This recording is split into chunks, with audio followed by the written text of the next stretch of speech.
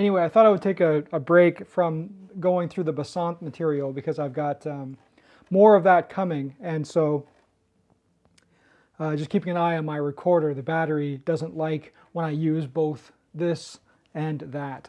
So anyway, I'm just going to talk a little bit about the sitar and some basics today. Not that I can teach basics, but I know there's people that have watched my channels. I know I have friends on Facebook, and they're like, yeah, that's great that you played that, which I don't care about, but how does the sitar work? So I thought for those in my short list of subscribers at this point who are already sitar players, you might want to skip this one because you'll probably cringe at my descriptions of things. But anyway, for anybody else, I'll give you a basic idea, and it could be a wrong idea in some cases. But because I don't know the technical Indian terms and what they actually mean, so I'm not going to really discuss those, but I'll just kind of tell you basically what the sitar is all about.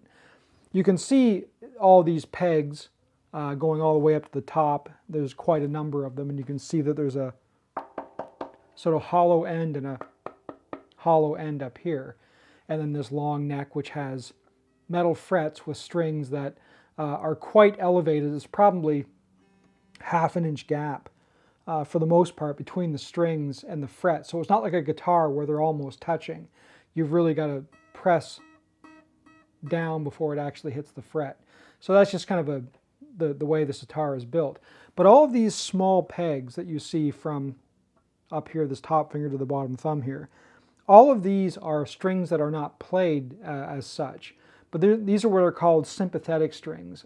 They call them tarab strings in I guess in Hindi, that'd be the language. But anyway, these are sympathetic strings. And essentially what that means,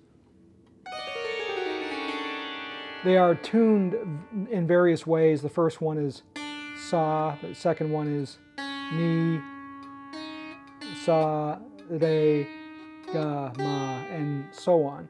But they're tuned according to the rag.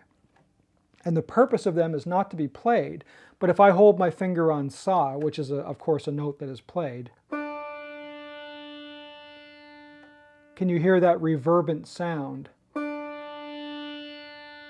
That's not the string I'm hitting, that's the strings underneath making a sympathetic sound according to how it's tuned.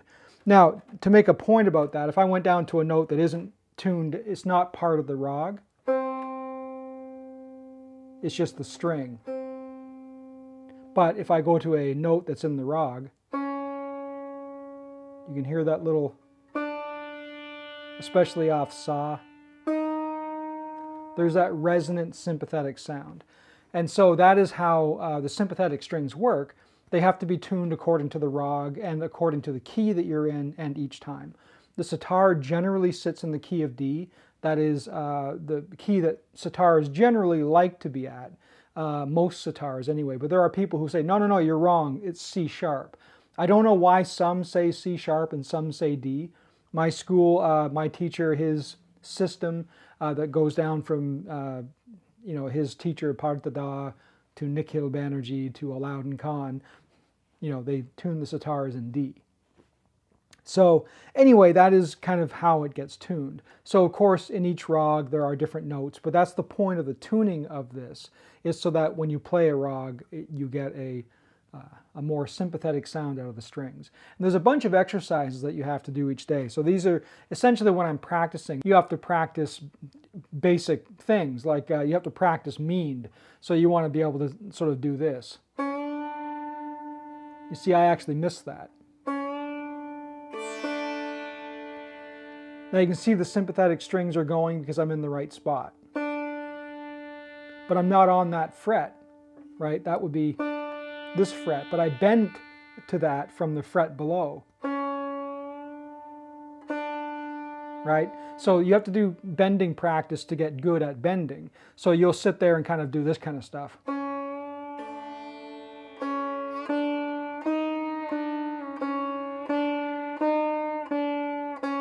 And you'll hear that I was off on some of those, and then you would move up.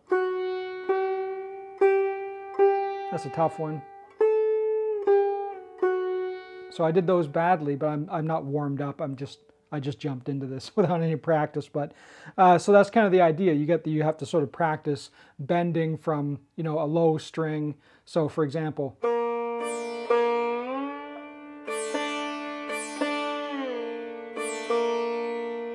and shorter distances.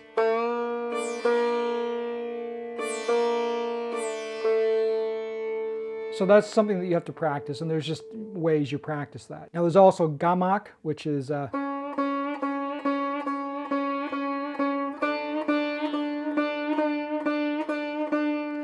way of sort of hitting the string on the fret, but just before you do, you hear that little whip at the beginning.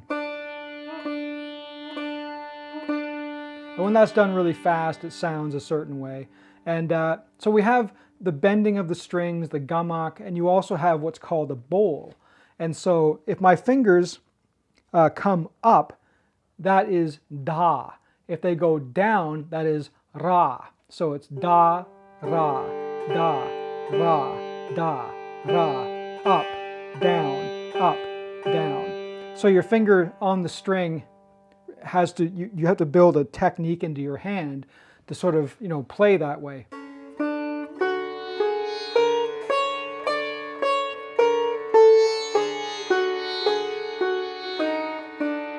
So my hand goes up and down, but you may play a pattern such as da, diri, diri, diri, da, which would be da, diri, diri, diri, da. What that means is up, up, down, up, down, up, down, up, right?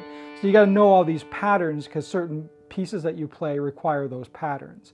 Then you have the chakari strings, and you've got to practice to get loose for those. So you practice things like,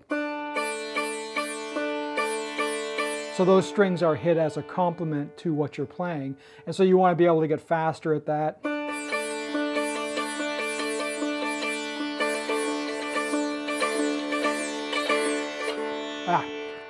I'm obviously not fast at that yet, but you get the idea. So you have to practice that kind of stuff just repetitively over and over all the time. And then you, of course, have to do your what's called tan practice or sapat tan. So that's just going up and down.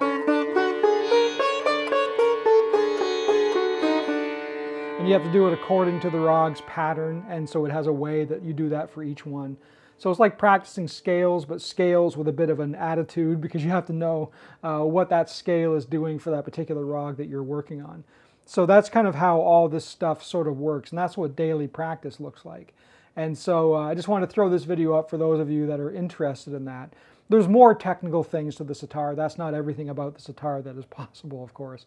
But there's different kinds of gamak, different kinds of mean, different sorts of sapatan practice, and you can practice different patterns, different times, like 2s and 3s, and all that kind of stuff. So it's interesting. But I thought what I would do as the final thing, making sure I don't run out of batteries first, is show you an interesting rhythmic practice in understanding rhythms and how they can change. So this is something you can sort of practice.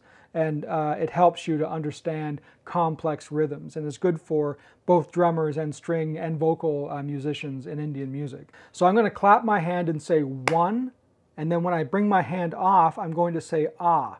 An ah is just a word that means pause or break. So this is the basic exercise. You'll get the idea if I just do this for you quickly.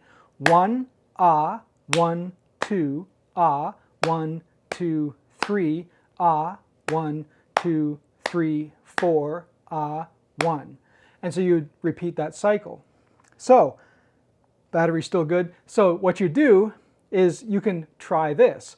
1, ah, 1, 2, ah, 1, 2, 3, ah, 1, 2, 3, 4, ah, 1, ah, 1, 2, ah, 1, 2, 3, ah, 1, 2, 3, 4, ah, 1, ah, 1, 2, ah, 1, 2, 3, 1, 2, 3, 4, ah, 1, ah, 1, 2.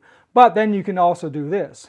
1, ah, 1, 2, ah, 1, 2, 3, ah, 1, 2, 3, 4, ah, 1, ah, 1, 2, ah, 1, 2, 3, ah, 1, 2, 3, 4, ah, 1, ah, 1, 2, ah, 1, 2, 3, ah, 1, 2, 3, 4, ah, 1, ah, 1, 2, ah, 1, 2, 3, ah, 1, 2, 3, 4, ah, 1. So you can do 3s, 4s, 5s, and all that kind of crazy stuff. And it's a lot of fun to actually get good at that, because when you do, you can start to see how rhythms and patterns can go over top of each other and make some shenanigans. which is always fun. But anyway, just wanted to do that quick little demo video today and get back to Basant next week. A little more Odissi stuff. I'm going to try and talk Supriya into doing a little something special for the video, for the channel rather, and I'll see if she says yes or not. But anyway, so I'll be back next week with another video, and thanks for checking this one out. Catch you later.